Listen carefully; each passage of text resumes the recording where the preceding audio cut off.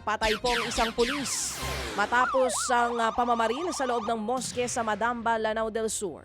Sa investigasyon, kalagitnaan po ng pagdadasal ng biktima ng barili ng hindi pa nakikilalang salarin. Wala nang ang buhay ang biktima ng madatna ng mga rumesponding pulis. Agad ding tumakas ang gunman. Inaalam pa ang motibo ng krimen. Kinondena na rin ng Police Regional Office of the Bangsamoro Autonomous Region ang nasabing pamamaril. Sa Victoria sa Tarlac natagpo ang patay ang 6 na taong gulang na babae.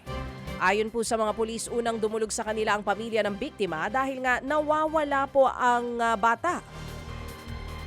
Nagsagawa naman ng search operation at natagpuan ang bangkay ng biktima sa isang farm.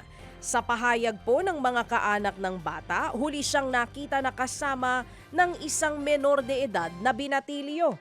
Person of interest na po ito sa krimen. Isa sa ilalim naman sa medical legal examination ng biktima para matukoy ang dahilan ng kanyang pagkamatay.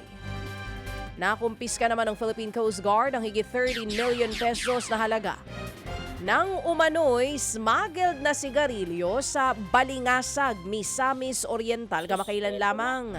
Ayon po sa PCG, nasa 336 na mga kahon ang hinihinala pong smuggled cigarettes ang nakumpiska sa barangay Mambayaan.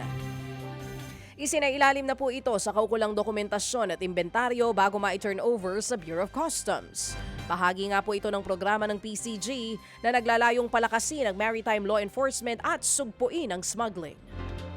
Mga kapatid, patuloy po kayong tumutok sa 105.9 True FM para sa totoong balita, impormasyon, music and entertainment. Mag-subscribe sa aming YouTube channel at podcast at sundan nyo kami sa Facebook, Instagram, X at TikTok sa True Network PH. Bisitahin din po ang aming official website, truefm.ph.